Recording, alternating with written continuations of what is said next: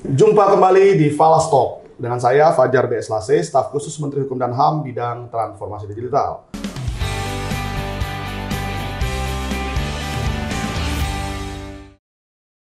Hari ini kita berada di Kanim, Ngurah Rai, Bali, dan bersama dengan kita narasumber yang sangat apik dan pintar sekali, Bapak Kristomo.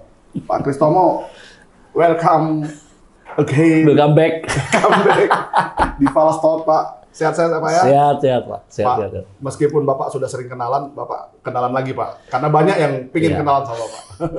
Saya Kristomo, Kepala Divisi Pelayanan Hukum, Kantor Wilayah Kementerian Hukum dan HAM Bali.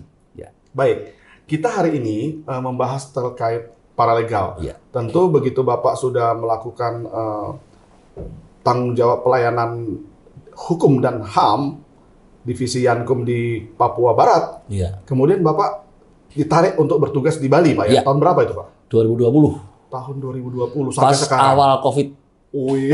Pas awal COVID. Pas awal COVID ya? Pas awal COVID. Jadi Masih bisa terbang atau berenang, Pak? saya di sini itu menjadi saksi bagaimana Bali begitu terdampaknya, Pak ya. Iya. Jalanan sepi, sama sekali nggak ada orang. Aduh, sampai Yang sekarang biasanya- rumah ke Bali.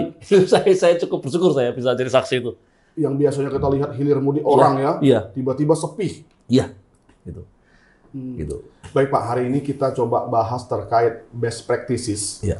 paralegal desa ya Pak, Iya, warga desa. di Bali. Seperti Iya. apa sih Pak paralegal desa itu Pak? Jadi, gini Pak Fajar. Jadi sebelum masuk ke sana, Ya.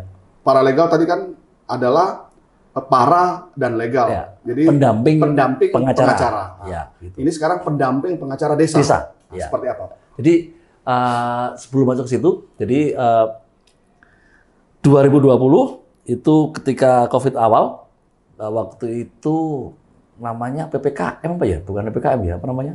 PSBB ya? PSBB duluan. PSBB duluan, PSBB duluan. Yang saya lihat itu permasalahan sosial. Ini kan pada awalnya kan permasalahan sosial atau permasalahan ekonomi akan menjadi masalah sosial. Pada kiranya bisa jadi masalah hukum. Oke, betul sekali. Dan ini gimana nih kita sebagai kantor wilayah? Ya kan mensikapi ini, ngasih respon cepat.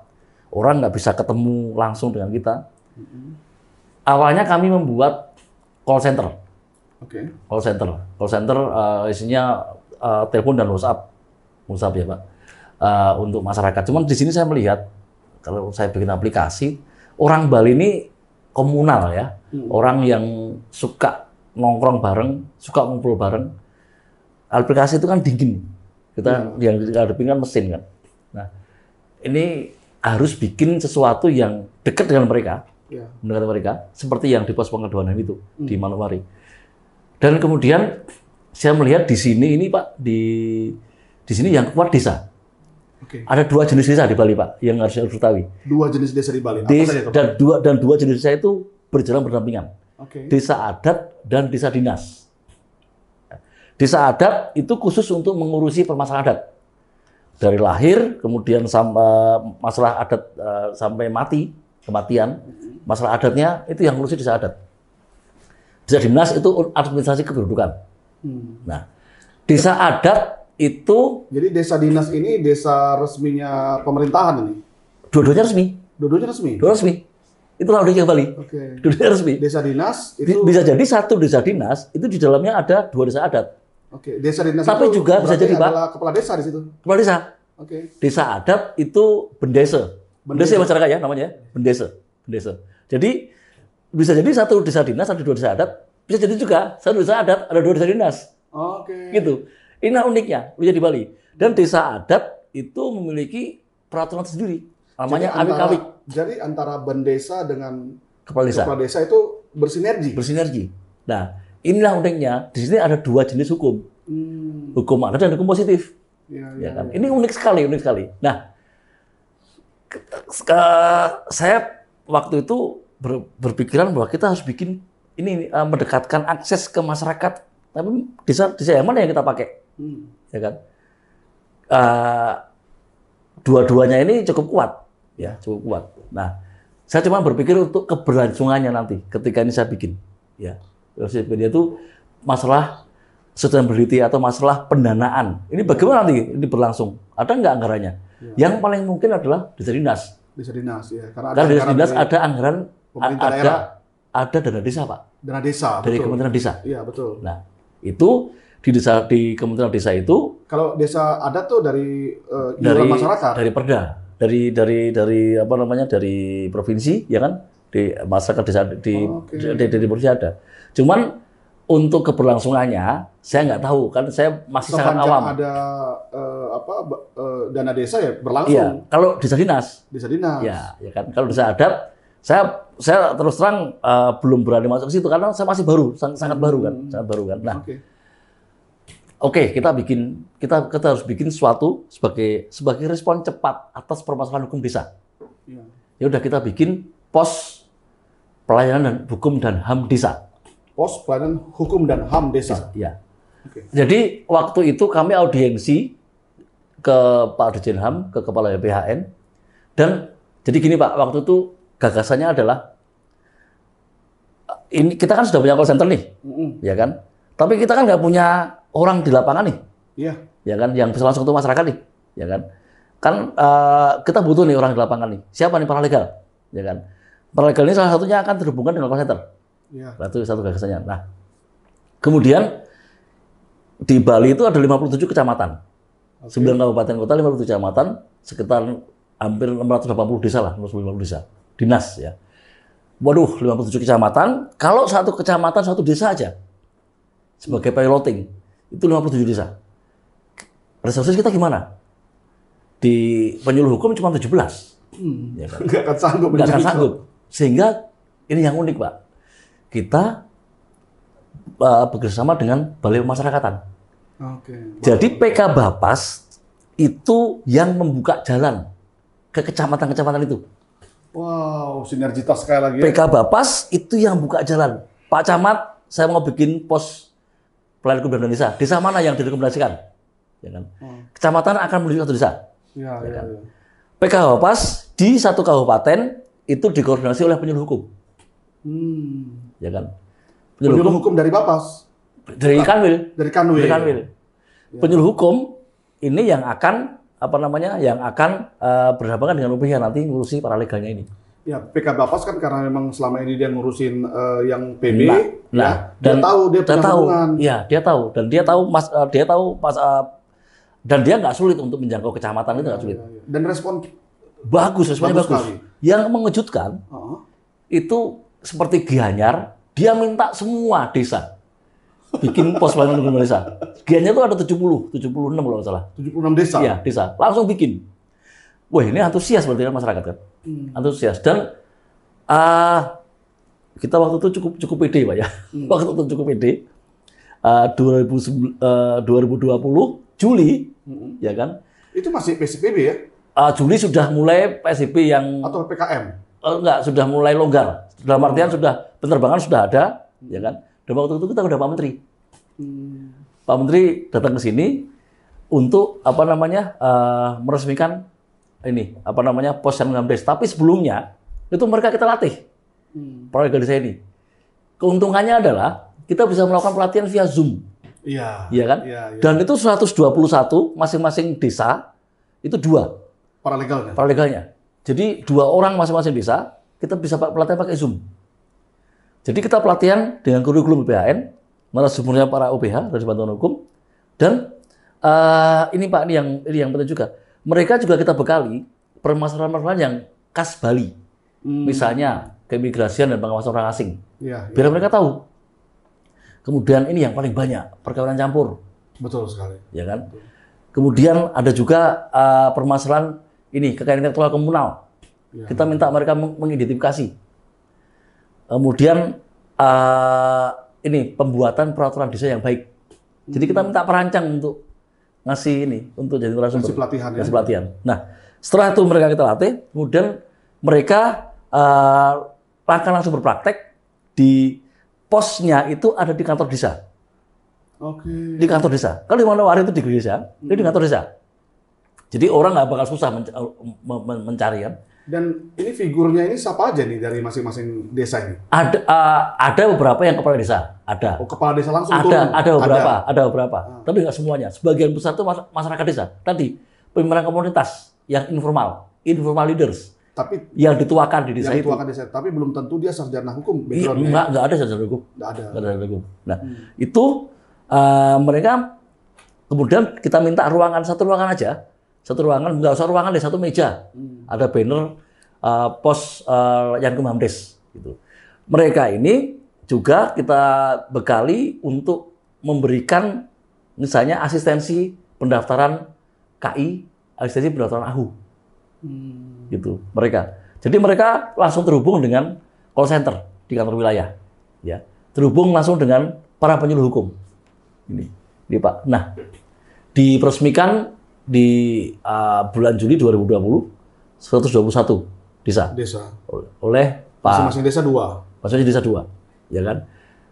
Hari ini, per hari ini 2022, artinya 2 tahun kemudian, ini sudah ada 325 desa. Hari ini? Ya. Dari berapa desa? 680-an. Oke. Ya kan? 322 desa. Jadi mana yang paling mereka banyak kerjakan paralegal ini? Terkait fungsi dia sebagai paralegal, atau HAM-nya, atau pelayanan KI-nya? Ini yang unik, Pak ya. Jadi paralegal di sini yang di luar bayangan saya juga, selain mereka memberikan mediasi atau konsultasi hukum permasalahan yang sengketa warga dan mereka ini ada paralegal yang berani loh mereka mendampingi masalah sengketa antara warga dengan korporasi. Oh. Sengketa tanah. Antara warga dengan puri. Puri itu istana. Ya. Kan di Bali kan ada banyak kerajaan nih. Nah, banyak kerajaan kecil. Nah, ini anak warga dengan puri, dengan istana. Ya mungkin tanahnya diambil. Ya gitulah. Ada tanah lah. Ada juga permasalahan adat. Mau nggak mau pasti akan ke situ. Permasalahan adat pun paralegal desa dinas itu juga menyelesaikan. Toh mereka juga orang yang sama. Ya kan orang-orang yang aktif di desa itu kan itu aja kan Pak. Itu aja. Ya kan. Ya ketika mereka aktif di desa dinas, ya biasanya juga mereka aktif di desa adat. Oh iya. Iya kan. Ya kan gitu. Iya benar. Dia aktif di dinas, aktif di adat juga. Pada akhirnya permasalahan adat juga diselesaikan oleh mereka. oleh posisi di sini. Karena itu di desa dinas, maka mereka juga mungkin dapat allowance ya dari dinas ya. Ini yang mau saya sampaikan juga. Jadi sebuah inovasi itu kan yang penting, salah satunya yang penting adalah sustainability. Ya. Artinya keberlangsungannya harus terjamin. Ya. Disinilah kita mencoba mengadvokasi ke pemerintah daerah, kabupaten, kota, supaya ketika ada peraturan bupati atau peraturan wali kota mengenai salah satunya adalah mengenai pedoman penggunaan dana desa, salah satunya adalah digunakan untuk pos Yankumhamdes. Oke. Itu dalam bentuk perda. Perda, peraturan bupati, perkada. Sekarang apakah 9 kabupaten kota ini sudah ada perda terkait itu? Sudah. Semuanya? Belum semuanya. Tapi kabupaten yang besar Gianyar, yang paralegalnya yang peserta bersih banyak, Gianyar, kemudian Karangasem, kemudian Klungkung terutama yang pertama kali Klungkung. Itu sudah ada, Pak. Ya. Peraturan bupati. Jadi sebenarnya gini loh. Ini kan ada mungkin kekhawatiran yang masalahnya gini juga sih. Ketika ada audit ya penggunaan dana desa, yang ditanyakan pertama kali itu mana perdanya, ya kan? Ya. Walaupun itu sebenarnya anggaran dari dana desa, dari Kementerian Desa. Iya. Yang ditanyakan mana perdanya, kan gitu. Harusnya kan laporan keuangannya itu kan. Kalau perda kan dari APBD kan harusnya gitu iya, kan. Iya. Nah, tapi akhirnya karena terpaksa daripada nanti dan juga biar lurah-lurah ini kepala desa itu percaya diri, ya udah kita minta ada cantolan hukumnya di perda, di peraturan bupati. Ini loh peraturan bupati nomor ini. Dan peraturan bupati itu kita cantolkan ke peraturan Menteri Desa, Permen Desa. Permen Desa ada beberapa cantolan di penggunaan dana desa untuk ini. Jadi cantolannya di situ. Sudah ada Permen Desa yang mengatur penggunaan dana desa, alokasi dana desa. Iya. Bahwa salah satunya adalah terkait Permen Hamdes. Enggak, kalau di Permen Desa itu untuk bantuan hukum misalnya. atau untuk apa namanya masyarakat desa inklusi misalnya, bisa dijarukan di situ. Di peraturan bupatinya itu bisa mengacu ke situ. Seperti itu. Yang Ini- penting ini membuat mereka jadi punya keberanian untuk mengalokasikan dana desa di situ. Dan itu apa ya Pak? Itu sebagai sebuah inovasi, ini sekarang sudah milik desa, Ya, ya. sudah bukan milik Kumham lagi. Ini sudah milik desa ini. Ini artinya sudah benar-benar sudah jalan. Dan kami cukup percaya diri. 2021 kami minta penelitian dari Balitbang Oke. untuk meneliti tentang efektivitas pemberian bantuan hukum melalui litigasi di Posyandu Hamdes. Posyandu Hamdes. Iya. Apa hasil Ada penelitian? empat itu efektif. Ada permasalahan tanah, di masing-masing kabupaten beda. Saya agak lupa karakteristiknya, tapi masing-masing kabupaten beda. Ya. Ya, jadi kan Ada yang apa namanya kasus narkoba misalnya, ada yang itu mendampingi itu. kan mereka kan sifatnya kan memberikan nasihat hukum. Ya. Nah, kalau ada masyarakat desanya yang bermasalah dengan hukum, Ya. mereka kan pasti merujuk kepada paralegal di sana. Ya. Nah, biasanya itu selesai di sana atau ditindaklanjuti Ketika memang harus ke apa? penegak hukum, Ke litigasi ya, Litigasi. OBH yang datang. Tapi OBH yang datang. ya, Oke. tapi ini Pak yang bagus juga. Seberapa banyak akhirnya Ah, tingkat kesadaran hukum masyarakat itu jadi tinggi, kemudian akhirnya tidak berproses kepada litigasi.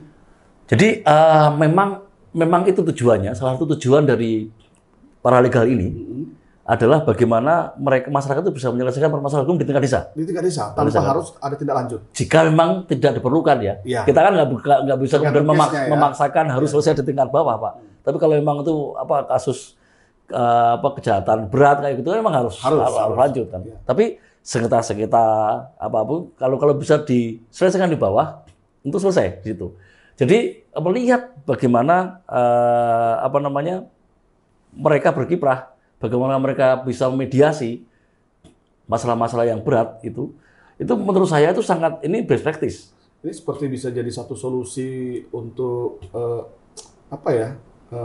alternatif penegakan hukum ya. Salah satunya, Pak. Iya. Minimal untuk akses keadilan. Dan ini kemarin di acara World Justice Forum di Belanda, kebetulan saya ditugaskan kementerian untuk ke sana. Ini saya apa namanya? Saya angkat. Bagaimana best practice di Indonesia itu adanya pos pelayanan hukum dalam desa. Bagaimana masyarakat desa itu bisa mendapatkan secara cepat apa namanya bantuan hukum, gitu. Kan idealnya kan memang ketika orang punya masalah hukum, mereka harus cepat. Oke, ada dua pertanyaan yang timbul setelah pos Yankum Hamdes ini Iya. ada di beberapa desa. Iya. Yang pertama adalah korelasinya hubungan kelanjutannya dengan Kementerian Hukum dan HAM. Iya. Nah, kedua, bagaimana respon, apakah positif atau negatif dari pengacara? Oke, baik. Yang pertama, Ya. korelasinya dengan Kementerian Hukum dan HAM. Ya. Hasil penelitian itu, waktu itu dibikin di seminar nasional, dihadiri oleh Ibu Sri Budi Tami sebagai Kapalitbang, kemudian Prof. Toto, BPHN. Salah satu rekomendasi dari penelitian itu adalah bahwa pos pelayanan hukum dan Indonesia itu bisa direplikasi di semua kantor wilayah. Bisa direplikasi? Iya. Oke. Atau malah mungkin sebagai direplikasi di kantor wilayah, di semua kantor wilayah. Ya, itu rekomendasinya. Rekomendasinya. Artinya apa? Harusnya, dan ini mungkin PR juga buat saya untuk mengadvokasi, entah di BPHN, entah di Dirjen HAM, bagaimana supaya ini terlaksana kemudian di semua kantor wilayah. Ya kan? Oke. Ya kan? Bagaimana supaya kantor wilayah itu memiliki inisiatif minimal membuat satu per kecamatan. Iya. Itu sebagai piloting. Gitu. Minimal di satu kecamatan itu orang kalau punya masalah hukum tahu mereka harus kemana, kan gitu. Oke, itu dari sisi Dari itu best practice dan perlu direplikasi. oleh. Nah, Ya. kemudian apakah dengan Kemenkumham itu ada pengawasan atau apa lagi gitu? Oh iya Pak, kalau untuk dari praktek di lapangan, Heeh. paralegal desa ini kan selalu di bawah monitor dari organisasi bantuan hukum dan penyuluh hukum. Jadi penyuluh hukum ini Pak di Bali ini sangat aktif. Sangat aktif. Penyuluh hukum di Bali sangat aktif, sangat Dia aktif. akhirnya Punya lahan. punya lahan. Iya. Iya. Penyuluh hukum, jadi dia bisa langsung melihat bagaimana proses paralegal ya. Iya, dan di dia masing-masing bisa desa. dia menjadi narasumber untuk penyuluhan hukum Wow, di keren banget. desa ini. Karena mereka udah punya Kredit poinnya makin jadi tinggi. iya, mereka udah tahu mereka mau kemana. Karena kan udah punya istilahnya itu konstituen. Ada konstituen. Mereka udah punya konstituen sendiri, Pak. Jadi tinggal rajin-rajin aja ke konstituen itu kan, Pak. Betul. Oke, itu satu. Berarti positif dong kehadiran paralegal di masing-masing desa di kecamatan. Iya. Dan akhirnya hubungan pun terpelihara. Iya. Dari penyuluh hukum tetap bisa melakukan penguatan, Iya. sekaligus melihat perkembangannya Iya. ya. Nah, bagaimana dengan pengacara, Pak? Di Bali nggak ada keberatan sama sekali. Nggak ada. Nggak ada sama sekali keberatan. Justru mereka terbantu. Terbantu. Sangat terbantu. Terutama pengacara yang di OPH ya. Apalagi yang di OPH. Ya mungkin kalau di desa-desa yang jauh oke, tapi kalau yang di kota Nggak ada masalah juga, Pak. nggak ada masalah Nggak ada juga. masalah juga. Artinya sebenarnya jumlah pengacara itu belum terlalu banyak ya. Ya, betul. Dan permasalahan yang ditangani oleh paralegal kan juga tidak apa namanya, Iya, nggak terlalu berat juga mungkin. terlalu berat, Iya. dan tidak terkait dengan dengan biaya gitu ya. Iya. Tapi itu adalah hal yang sebenarnya hal yang kecil, tapi itu harus dilakukan.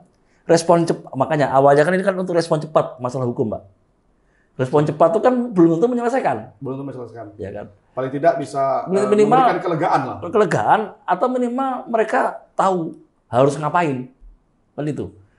Respon cepat yang paling penting kan, ya kalau kita punya komplain nggak direspon juga kita pasti bete kan. Tapi luar biasa ya animo masyarakat desa Iya. di Bali. Iya.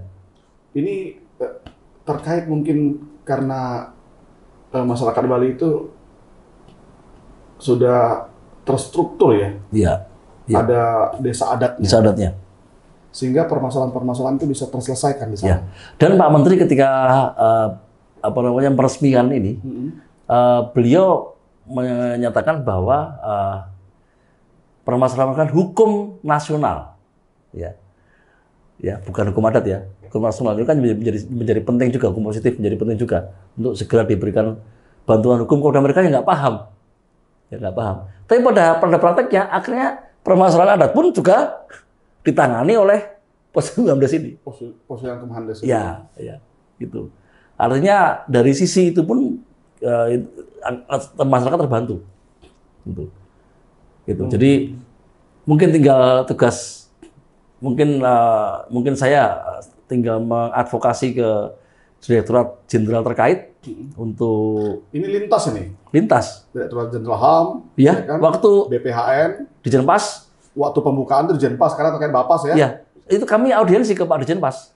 Serius Pak, kami audiensi ke Pak Dirjenpas. Pak, kami mau minta tolong dari PKH Pas untuk terjun membentuk ini, dan PKH Pas antusias juga Pak. Iya. Begitu. Baik. Nah, satu pertanyaan ini Pak. Kalau ini menjadi best practices, kira-kira kalau ini direplikasi di provinsi lain jadi kendala atau justru mudah ya? Saya nggak melihat adanya kendala di sini. Artinya ini kan tinggal tinggal mengikuti jejak yang sudah ada kan. Dan pos 19 ini kan menurut saya sebuah inovasi yang sudah cukup lengkap.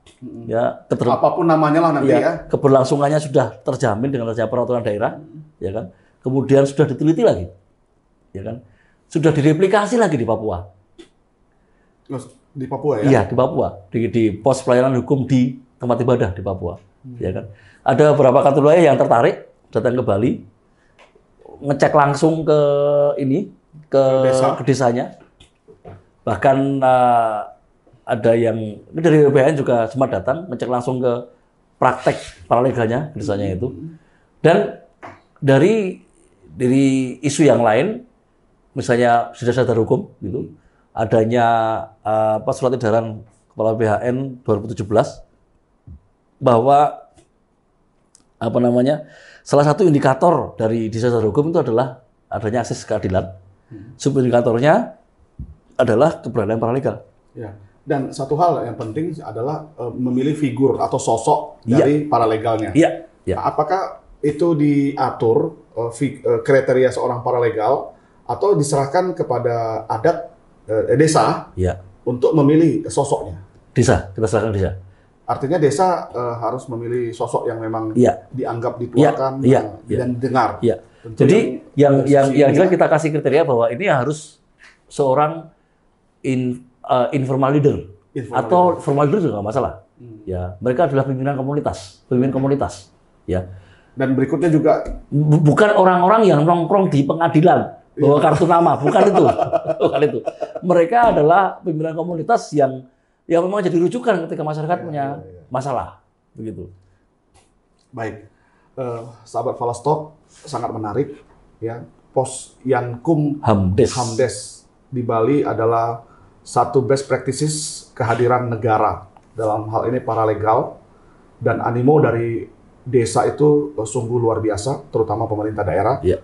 Ternyata bukan hanya satu desa per satu kecamatan, tetapi bahkan ada daerah yang meminta supaya semua desa di kabupatennya ada Posyankum Hamdes. Di Bali ada Gianyar, Kabupaten Gianyar, Kabupaten Klungkung, dan Kabupaten Karangasem. Itu semua desa sudah ada Posyankum Hamdesnya. Ada 3 kabupaten yang animonya tinggi sekali. Yang 2 ini bahkan belum diresmikan, tapi sudah ada. Sudah ada.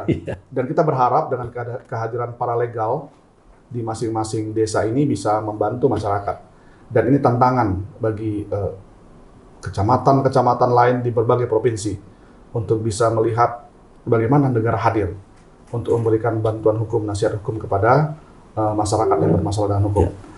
Pak Kristomo, sebelum menyudahi sesi ini, apa pesan Bapak? Untuk dalam internal kita. Supaya bisa tersentuh masyarakat dalam hal sederhana, kehadiran paralegal. Jadi saya nggak bermaksud menggurui, tapi saya berpesan aja bahwa mari kita melihat akses keadilan ini menjadi kebutuhan yang harus dipenuhi. Ya, dari sisi pembangunan berkelanjutan atau SDGs, akses keadilan itu adalah bagian dari Sustainable Development Goal atau tujuan pembangunan berkelanjutan nomor 16.3. Artinya ini adalah sesuatu hal yang memang harus kita perjuangkan bersama-sama sehingga nanti di tahun 2030 nggak ada yang tertinggal. Itu dari sisi itu. Tapi dari sisi lebih praktis lagi, kita harus melihat bahwa sekarang bagaimana kalau kita membayangkan saudara kita di desa sana yang jauh dari akses keadilan, punya masalah hukum. Kemana mereka akan bertanya? Kalau enggak, kalau saudara kita, itu mungkin mereka bisa tahu nomor kita, bisa telepon kita, nanya. Kalau yang nggak punya saudara, di kementerian, ya kan? Nah, kita harus membayangkan itu, bahwa akses keadilan ketika masyarakat memiliki, apalagi masyarakat miskin, memiliki masalah hukum itu gelap, Pak. Nggak tahu mereka harus ngapain. Kepada siapa mereka akan mencari terang? Seandainya kita bisa melihat kebutuhan itu, dan kita nggak usah ada ego sektoral lah. Karena ini toh perspektif di Bali ini kan lintas departemen, lintas eselon 1 malah kan. Baik. Ya kan. Ya luar biasa ya. Jadi keadilan masyarakat ini penting. Akses keadilan kepada masyarakat, terutama orang-orang yang tidak memiliki kekuatan finansial bila dia bermasalah dengan hukum. Sahabat Falastalk, jangan lupa like, subscribe, follow, dan berikan komentar positif. Dan sampai jumpa di Falastalk sesi berikutnya.